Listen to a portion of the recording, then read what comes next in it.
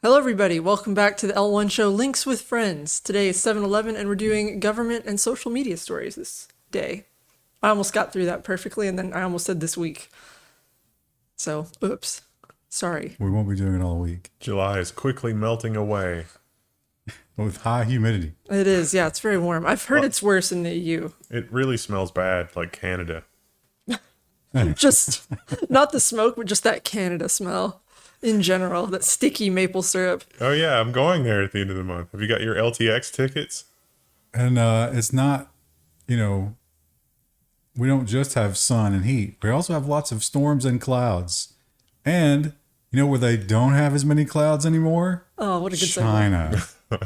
Clouds. U.S. set to restrict China's access to cloud computing, the Wall Street Journal reports. This I don't understand. It's like, okay, they can't buy the GPUs. They're going to rent cloud space. What's the big deal? Well, that's a trade war. Yeah, it's just anything they can do to slap each other. Yeah. If they were worried about them being able to just, run some sort of like munitions simulation or invent AI on it or whatever, we would be able to monitor that if it's in our cloud. No, we're worried about them usurping our place as the reserve currency and lender to the world, which they have expressly said that they are trying to do. I think that probably explains it. So it's not really about them making, bad things without our watchful eye, because we could totally do that in the cloud. It's more economic. I would say, Did you guys get that PTSD when you heard listen, that? I don't have any insight. I'm not on the inside here, but that certainly seems like the most logical explanation from what I'm looking at here. Madness. Yeah, we want to stay in control, and the way you stay in control is you stay in control of the money. And we've made some missteps with that during the last 50 years. Oops. And the FTC is also taking aim not directly at China, but I suspect there's going to be some Chinese impact here. FTC finally proposes a ban on fake reviews. This would be useful for the consumer, though, so I mean, maybe that's okay. I don't, Amazon could have solved this problem themselves, but it's not in their economic interest to do so. So, I mean, marketing is all built on fake reviews and fake metrics, Well, they pointed out some examples here, and they didn't have a real tough time figuring it out. And it was pretty obvious. So you would think that with as much as Amazon knows about all of us, yes, they could pretty easily take care of this. But I think in Amazon's mind, when you see that big number next to the reviews, you're like, oh, highly reviewed. I'll trust this one. yeah. But that's not safe to do. No. I don't know if I trust any Amazon reviews. I usually look for ones with photos. Now, this is not all fake reviews. We have a specific list of guidelines. Oh, there's too many to read, but you can check them out in the one tab. That's a big, long list. And No review hijacking. Yeah, this everything I read here seems like it's targeted at all the bad things that have been happening at Amazon for 5 years. Yeah, and we've certainly seen all of this on Yeah. Amazon. I mean, I've seen it personally in my own Amazon use, not reading any of this. I don't know how normal people use Amazon. It's a frustrating experience for me, and I'm willing to tolerate a lot. I just don't use Amazon as much as I used to.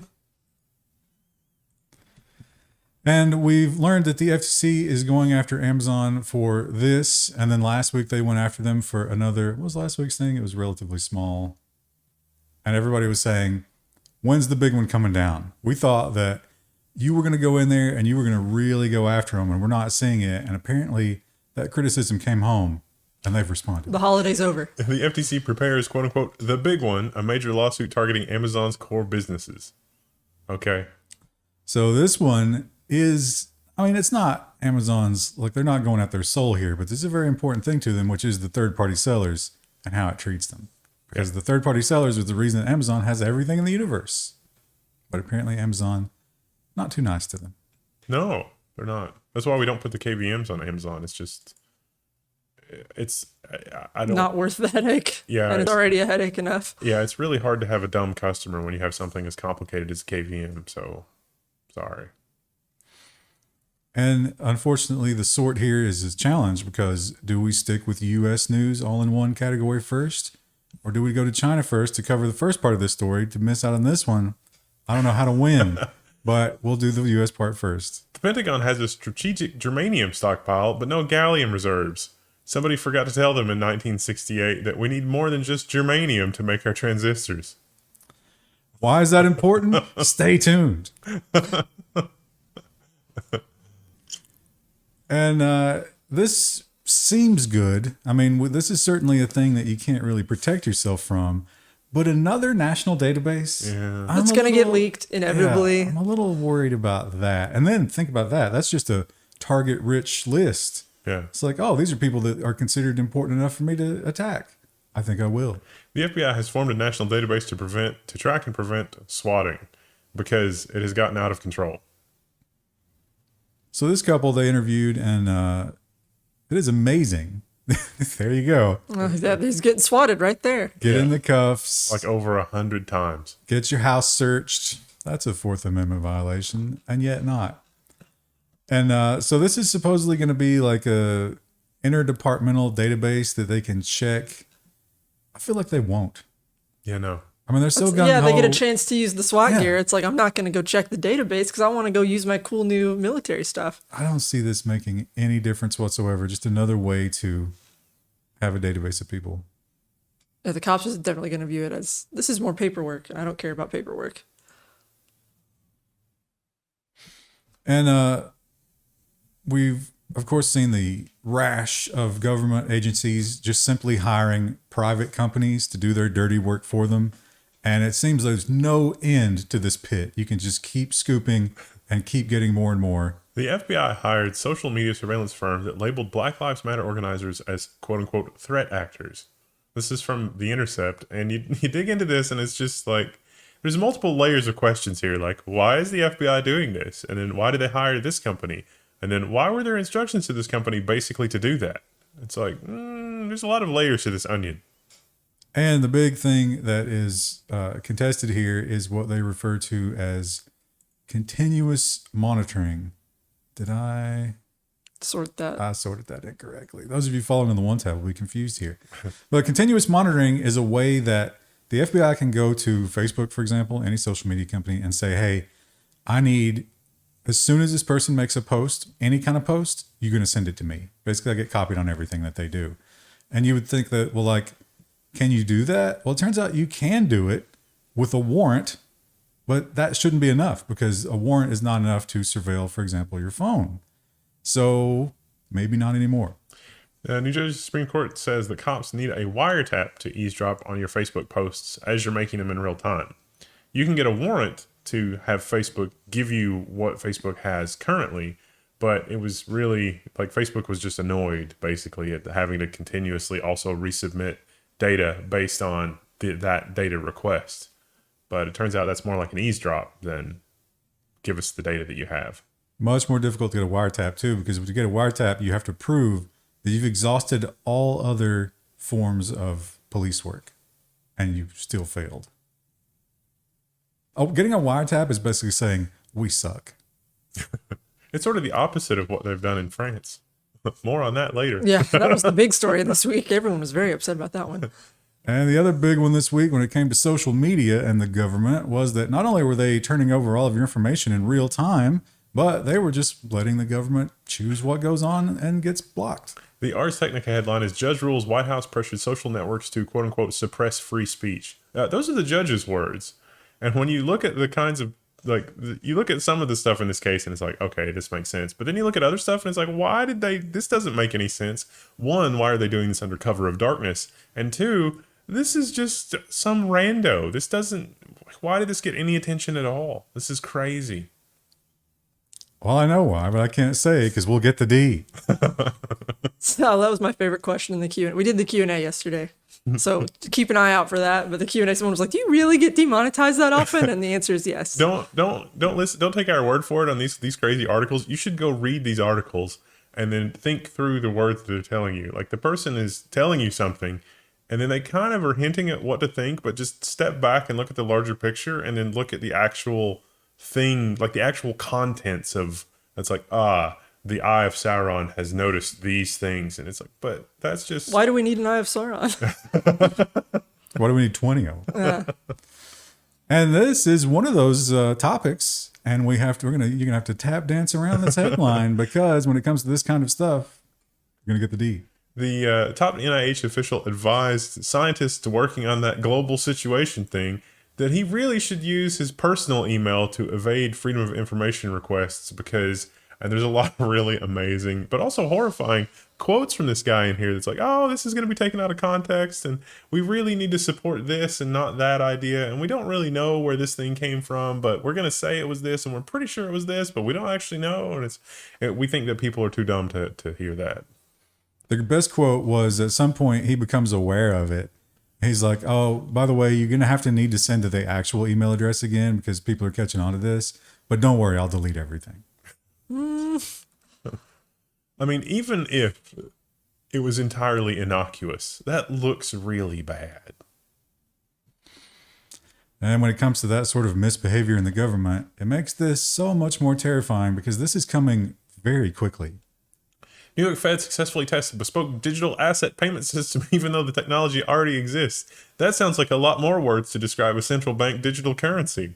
Which is what it is. Now, the what words did they use? The thing you look for with this is that imagine the algorithm that we're living under to just, we're just. If we're not allowed to make YouTube videos, that's not that big a deal. Yeah. If you're not allowed to shop for groceries, that's a big deal. But also the algorithms designing those things, it's just like we can bring that level of micromanagement of individual transactions to individual monetary transactions. That doesn't seem like that's a future we should build. And yet, it looks like that's the future they're trying to build. Doesn't that make money non-fungible effectively? Well, fungibility in the terms of being banned. I don't know if that counts or not. I mean, functionally. Yeah, so it's like I've got $1 and I want to spend $1 on this thing, and it's like, oh, the central bank digital thing says that transaction won't go through because algorithm. It was fungible up until the moment that you came into ownership of it. So it's just Schrodinger's fungibility. In New York City, a while back, we learned that their algorithms for surveillance and stuff like that, they were a little on the, how can I say that word? Discriminatory side. And so some laws went into effect. The wheels of government turned slowly, but we're finally seeing it. New York City's anti-bias law for hiring algorithms goes into effect. So this is TechCrunch. You should read this. Oh, I dropped a thing. This is from Kyle Wiggers. So like all the questions that I had, he answered them. So good job. The thing that I wondered though, the one thing that wasn't covered is the Supreme Court ruling. Like with the Supreme Court ruling for discrimination stuff, how that probably plays a role here as well. I thought that was just colleges. I mean, it could be all public. You have the right to refuse to service somebody. What about? Oh, you're talking about the other thing. Yeah. Yeah. Well, I don't think I mean, a business would have to announce that as a public policy and that they'd get destroyed, right? I don't know. There've been some people, I'm thinking about like the Reddit posts where somebody, like the anti-work post, and it's like, I was going to work there, but it's like, oh, we need you to share the certain values with us. And it's like, that's not how that works. And it's like, is it? I mean, well, I don't know if this affects that. All you really have to do is let them look at your algorithm. But if they find faults in it that follow that kind of thing, I guess they could say you can't use it. Well, it was not let them look at the algorithm. It was you have to have it audited. So it's like now there's going to be a cottage industry of people doing auditing, and that's just going to be a mess. It's going to be like the drug industry where they're like, oh, this is fine. Or like great. The IT security audit industry where it's 50% snake oil and 50%. Yeah, we probably should take that seriously. Yeah, I don't have a lot of hope for it, but I guess, I mean, obviously the thing, in my mind, the thing to do is, well, let's just not let algorithms do that, right? Yeah. Why can't we just have a human look at, which I mean, humans have bias too, but. We focus on one little pixel of the overall horrific painting. Yeah. So you need to hire people. You're going to have to look at it. I don't think that an algorithm really belongs there in the first place. I agree with that, but the people who are doing the hiring don't. Yeah.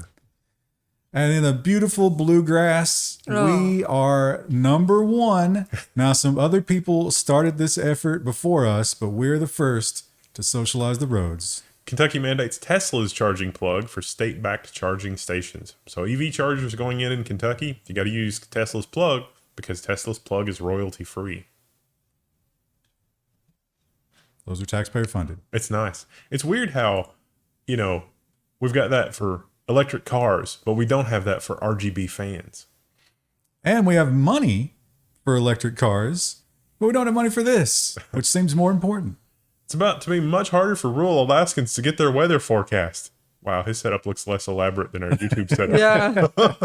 It's like our green screen. It's low budget. Yeah. It's a nice big screen he's got there.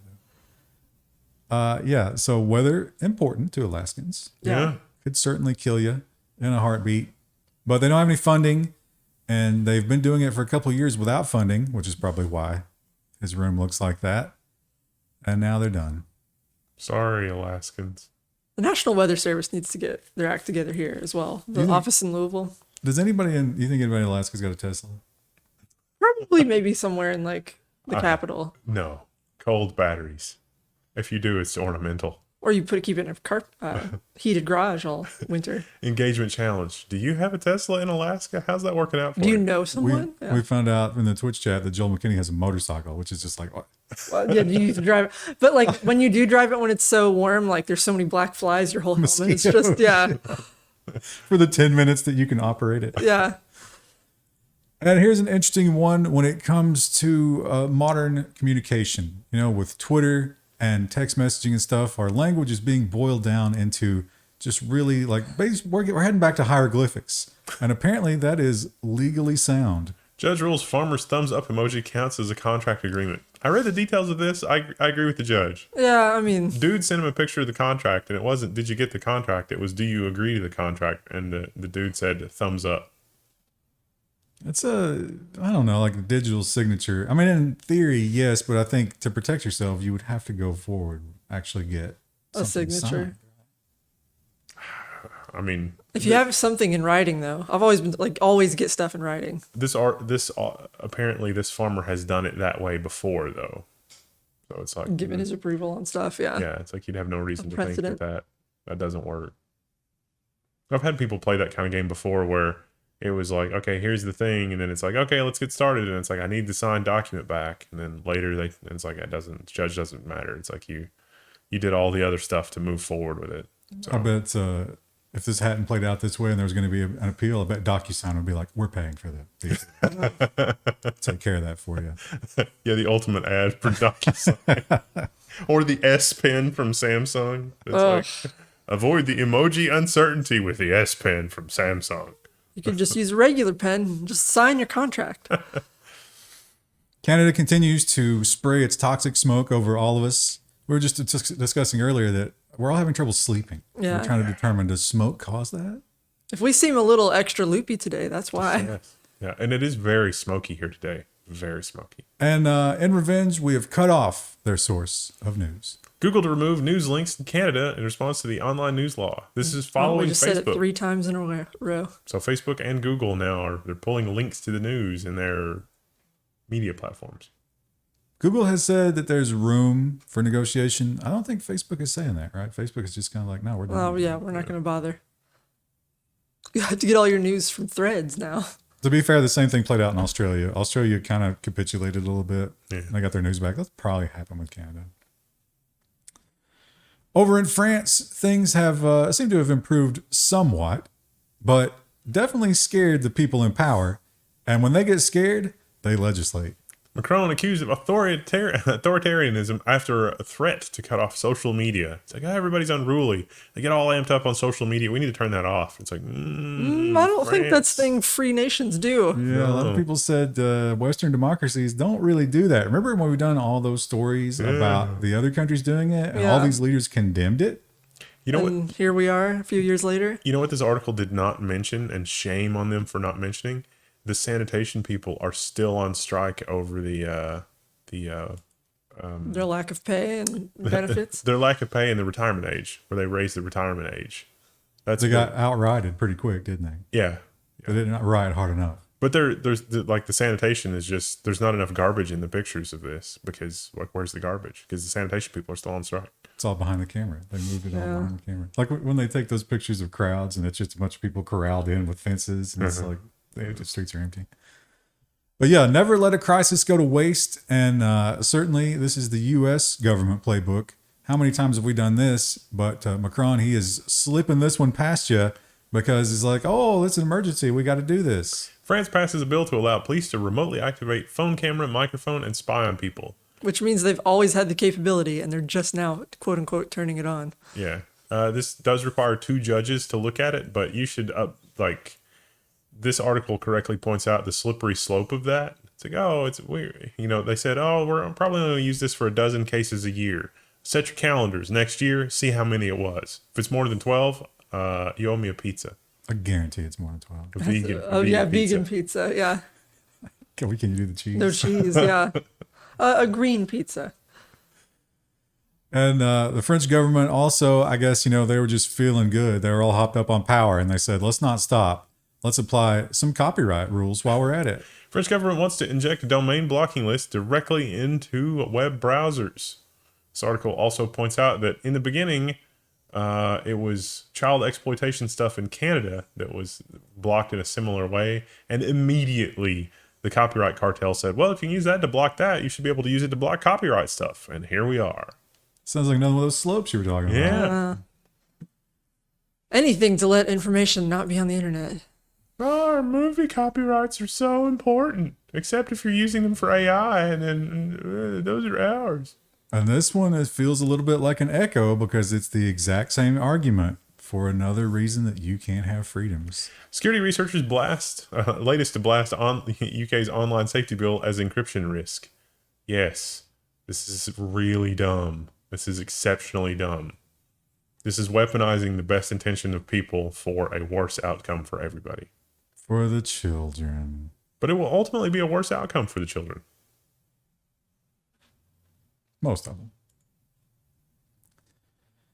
And the UK is not the only one who is doing a big sweeping technology act. The EU has their AI Act, which is really going to slow down the development of AI. And some of the people in the EU, and by people, I mean major corporations, have decided to speak against it. European companies claim the EU's AI Act could jeopardize technological sovereignty. So you can see the offenders here, some pretty big names. Siemens, Airbus, Heineken. If you wanted to make a list of EU companies who are already using AI, I think we've got them right here. Yeah. Yeah. Please don't make us hire people. People are expensive. And the big word of the week in the economics or global economics was de-risking.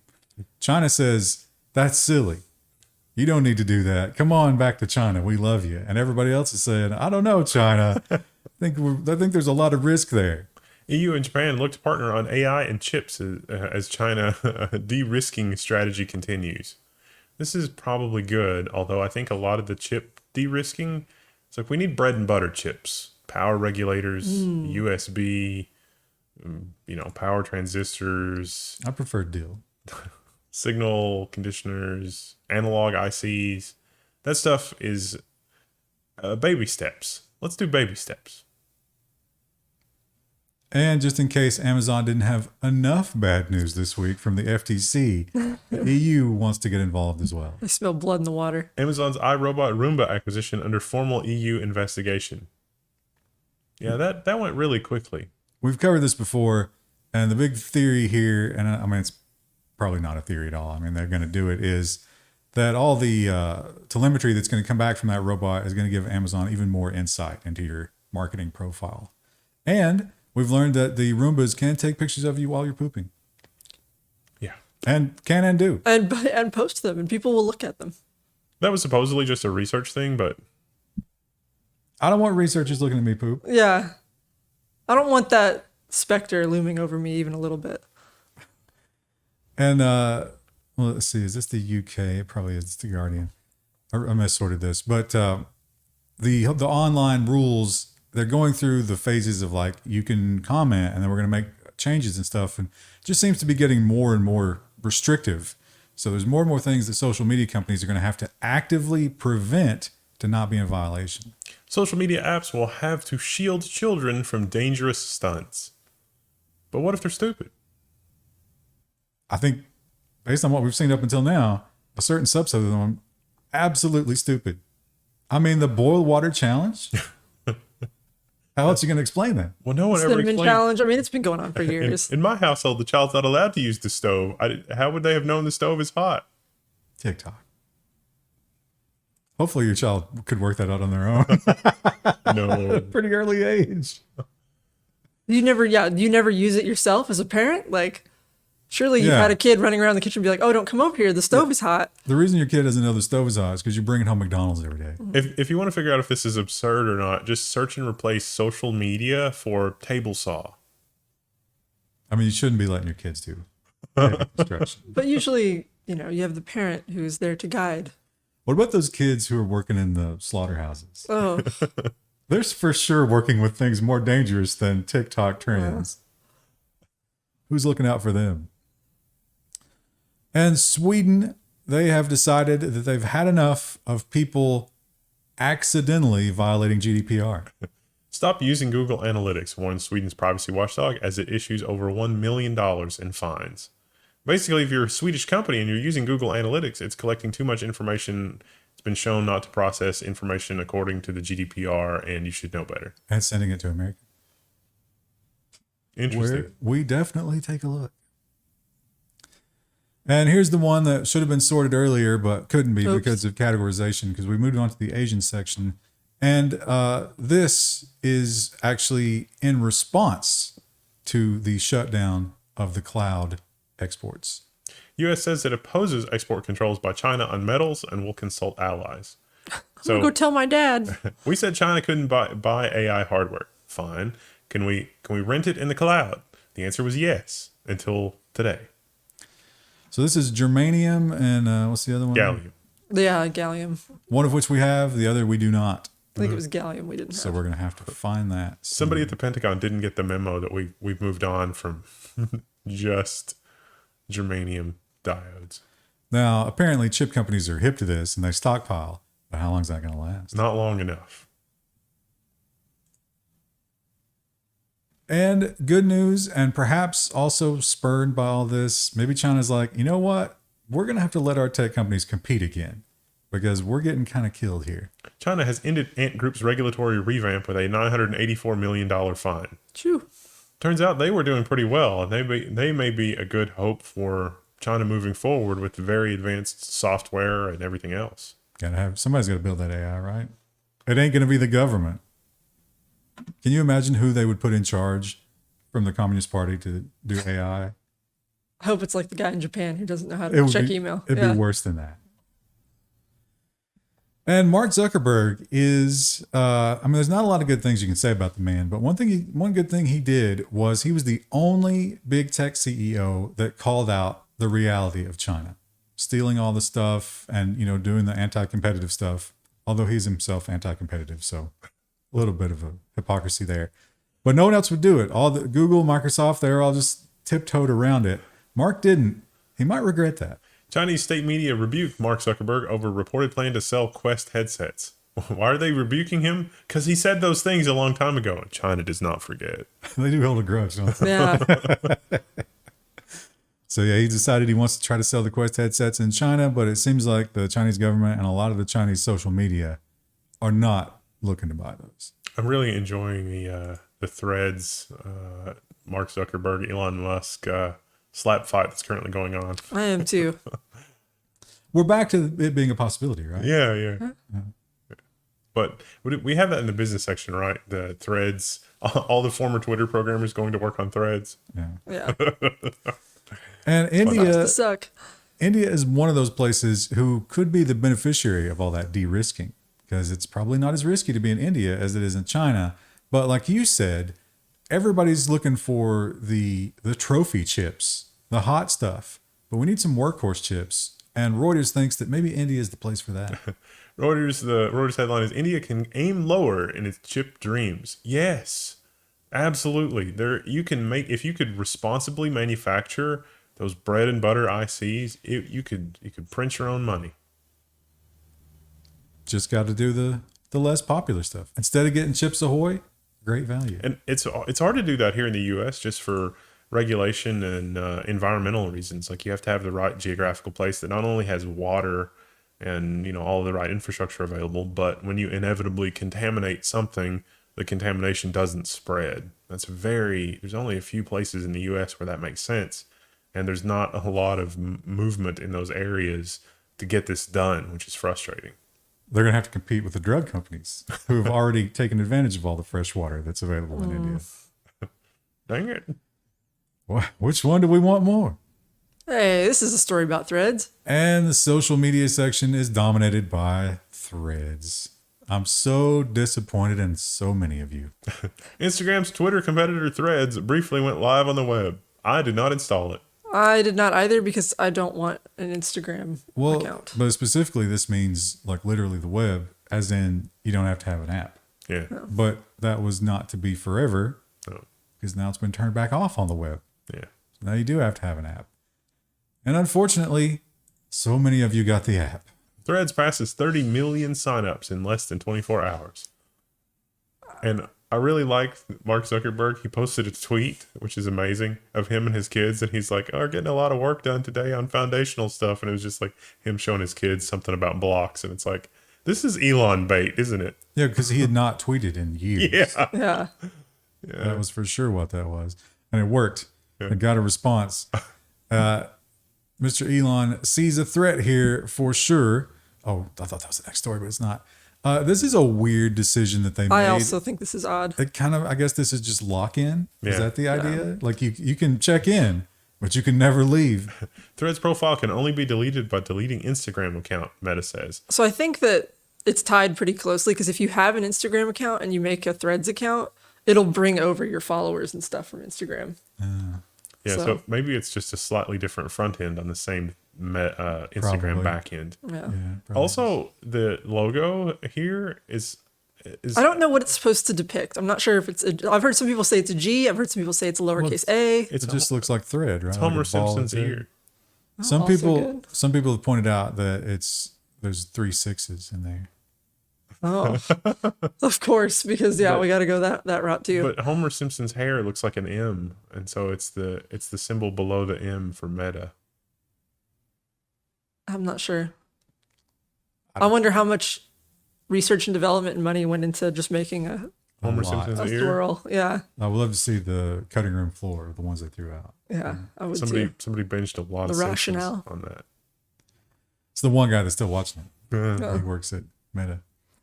And Twitter is, it's got to be terrifying here because those big numbers and, the world has turned against Twitter recently.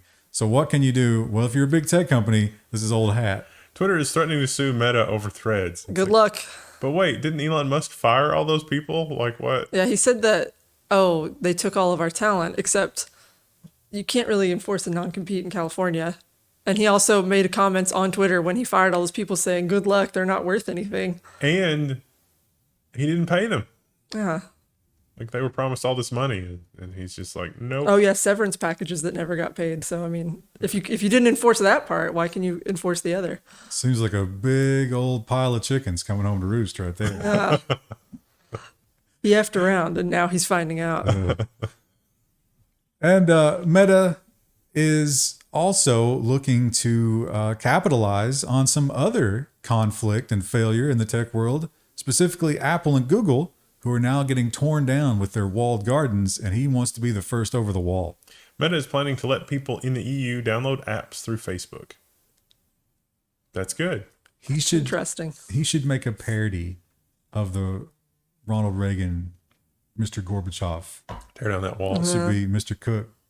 It's weird because we've all been kind of like making fun of Meta for the last like 6 months to a year because he's all been about the metaverse. But now I feel like this last week he's been making some power moves It's been a good that came out of July. nowhere. Yeah. Yeah, I don't think it was a long game. I think this is opportunistic, but it he's worked. getting it done. Yeah. It would be amazing if he actually had some sort of turnaround and said, here is the Federation protocol, here's the open data protocol, here's the thing, and here's how anybody can host their own thread. It's instance. That will They never won't do that, happen. but yeah. They're definitely not going to do that. But it would be cool. And that was the big story, and that pushed out the past big story. I think we're entering into the timeline here of acceptance. But first, we had to go through the what step is it where you are you're just sad? Depression. Depression. Yeah, I think this was the depression phase. Reddit users are saying goodbye to their favorite apps with tributes and memes. This is because Reddit never could get their act together on figuring out what to charge third parties for API access.